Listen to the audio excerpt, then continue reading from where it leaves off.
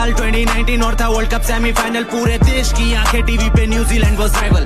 Wicket पे wicket गिरे, जीत का नहीं कोई स्कोप, सबको था बिलीव धोनी है तो है अभी भी हो। Enters in the ground again, Jaddu उसके साथ में था, brilliant Jaddu captain, cool match भी लगभग हाथ में था। आउट हुआ जब जड्डू पूरे देश में एक सन्नाटा था, बैकवर्ड पॉइंट पे मारा छक्का, बाउंसर बॉल पे चाटा था। चहक उठा फिर ग्राउंड भी पूरा माही है तो मुमकिन है, he will take us through once more and Dhoni Dhoni everywhere. खामोशी सी छाई थी मानो सुन था पूरा क्राउड हुआ, अंपायर भी चौंक गया जब माही था रन आउट हुआ। रोक न पाया आंसू वो भी as he was leaving the ground, साथ में उसके रोया पूरा देश विदाउट मेकिंग अ साउंड।